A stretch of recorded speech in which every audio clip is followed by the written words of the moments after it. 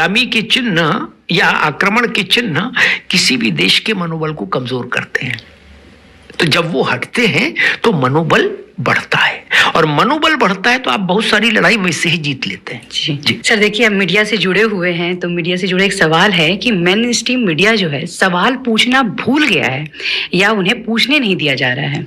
अब आप क्या सोचते हैं इस पे? देखो, मैं एक बात बताऊं, मेन स्ट्रीम, गैर मेन स्ट्रीम, ये इसको टीवी की भाषा में हम लोग न फंसाएं अगर कि प्राइम टाइम और नॉन प्राइम टाइम या मेन स्ट्रीम और गैर मेन स्ट्रीम। मैं एक बात जानता हूं कि आज के भारत में कोई सवाल पूछे न पूछे, कोई खबर छुप नहीं सकती, कोई खबर दब नहीं सकती, चाहे इनकी हो चाहे उनकी हो, ये जान लीजिए।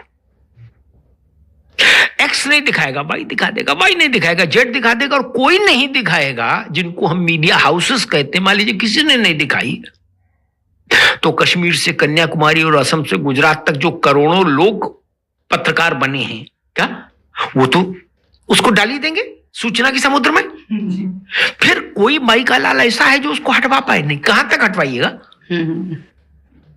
करोड़ों आंखों के सामने 30 सेकंड में चीज गुजर जाती है।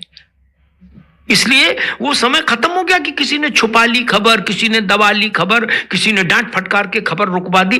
नहीं, तो मुझे याद है एक भारत के बड़े राजनेता थे, तो उनके कुछ आपत्तिजनक वो आ गए ऑडियो वीडियो, कुछ जगह चले, प्रभावशाली थे, वो सुप्रीम कोर्ट चले गए। अब सुप्रीम कोर्ट से उन्होंने कहा साहब मेरी छवि खराब हो रही है और ऐसा वैसा। सुप्रीम कोर्ट ने कहा ठीक है, ये हटाओ, इसको हटा दीजिए। तो जो सोर्स थे उनको एक और आदेश चला गया, हटा दीजिए, चाहे वो गूगल हो या जो भी रहे होंगे। उसके बाद भी हर घंटे वो नए रूप में प्रकट होती रही। तो सुप्रीम कोर्ट ने कहा भाई अब कुछ नहीं कर सकते हम, अब आपका भाग्य, क्या जो आपने कहा आदेश दो, हमने आदेश दे दिया। अब ये तो भाई अब क्या करेंगे? आज की तारीख में किसी सरकार ने कुछ गलत कर दिया, उसके फैसले से कुछ गलत हो गया, 30 सेकंड के भीतर पूरे भारत में नहीं पूरी दुनिया में थू-थू हो जाएगी। क्या अब रोकते रहिए? अब किसी के हाथ में कुछ नहीं। अब जो करोड़ों लोग हैं उन्हीं वही मीडिया है, इस बात को समझना होगा। स्टूडियो में बैठे 100, 200, 500 लोग मीडिया नहीं है, वो भी मीडिया है, लेकिन मूल मीडिया है भारत का करोड़ों लोग जो हर घटना पर अपनी राय देते हैं, अपनी बात कहते हैं।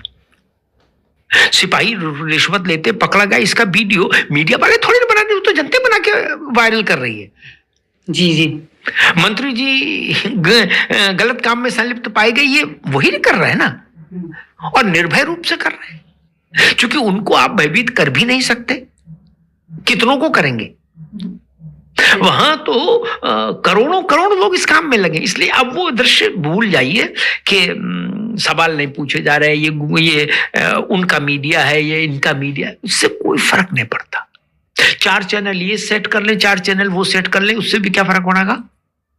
ये 50 करोड़ लोगों को कौन सेट करेगा? कोई नहीं कर सकता ना।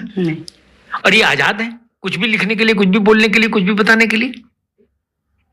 वो जमाना और था जब दूरदर्शन और 1-2 चैनल हुआ करते थे, 4-6 बड़े अखबार थे, उनको आप मैनेज भी कर सकते थे।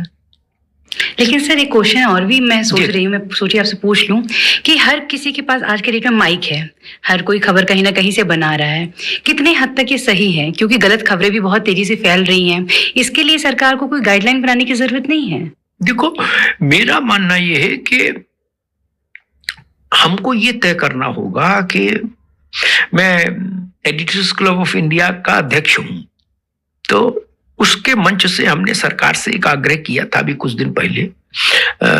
सूचना प्रसारण मंत्री से मैंने कहा था कि भाई पहले तो ऐसी कोई व्यवस्था करिए कि डिजिटल ने सबको पत्रकार बना दिया। क्या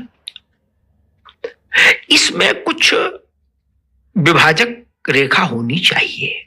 जैसे कुत्ते को ठंडे पानी से, कुत्ते के बच्चे को ठंडे पानी से नहलाते हुए, शैम्पू करते हुए या उसके बाल काटते हुए का वीडियो भी कई मिलियंस में जा रहा है क्या? जी जी। लेकिन वो पत्रकारिता नहीं है।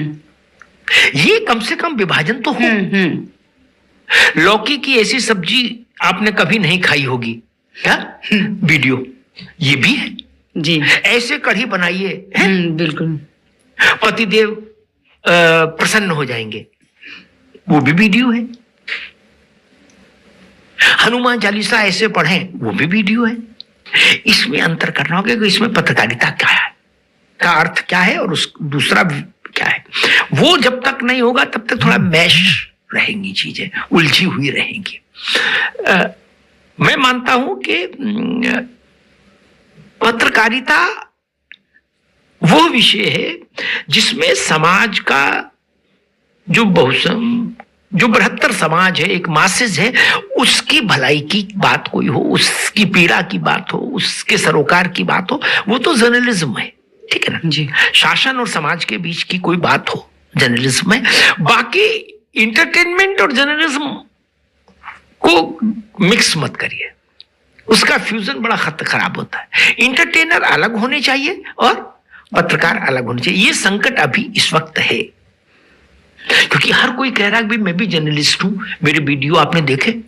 जी सर, ये चीज तो बोले मैंने गुलाब के पेड़ कैसे लगाएं, सर्दी में गुलाब के में कैसे पानी डालें, इसका वीडियो बनाया था। अब वो वीडियो भी अच्छा है, लेकिन वो पत्रकारिता नहीं है। और एक थोड़ा डिजिटल का विस्तार बहुत ज्यादा तेजी से हुआ, तो कुछ चीजें गड़बड़ भी हो रही हैं। कि एक भारत में जो मुझे समझता हूं वो ये होना चाहिए कि भाई किसी भी विषय पर कोई भी डिजिटल मीडिया पर टिप्पणी नहीं कर पाए, कोई पोस्ट या वीडियो नहीं डाल पाए, इसके लिए मैंने सरकार से कहा कोई मानक होना चाहिए, खास तौर पर हेल्थ को लेकर। क्या किसी भी पेड़ के पत्ते दिखा देता है, आदमी कहता है इस पत्ते को 6 दिन पीस कर सुबह पी लीजिए, शुगर गायब हो जाएगी। और पता लगा जिन्होंने पिया वही गायब हो गए। और भाई वीडियो बना के 10 मिलियन का अपना ट्रैफिक लेके डॉलर में पेमेंट लेके निकल लिया। क्या फिर दूसरा बना देगा वीडियो, लिवर ट्रांसप्लांट की जरूरत नहीं पड़ेगी, है लहसुन के साथ हल्दी पीस कर पीजिए। लो, पता लगा जिसने पिया उसका लिवर चला गया। ये जो घालमेल हो रहा है ना, इसको रोकना होगा, नहीं तो इससे विश्वसनीयता वो हो रही है। जिनको उस विषय पर कोई ज्ञान नहीं, वो भी ज्ञान दे रहे हैं। तो जो भारत का सामान्य आदमी है वो भरोसा कर लेता है ना। सर वो अपनी बीमारियों का इलाज भी ढूंढने लग रहा है सोशल मीडिया पे। ये मंत्र पढ़ लीजिए, कोई नहीं रहेगा गरीब। बताइए दुनिया में ऐसा कोई मंत्र हो सकता है कि कोई गरीब ना रहे? ऐसा तो किसी युग में नहीं हुआ। क्या? जी सर। फिर बताता है कोई आ गया त्रिपुंड लगा के, कुछ वैसा वेशभूषा बना के, और उसने कहा कि खोया हुआ प्यार पाना चाहते हैं, 3 बार एक लौंग खा के ऐसा बोलिए। क्या? अब पता लगा कई करोड़ों लोग लौंग खाना शुरू कर दिए।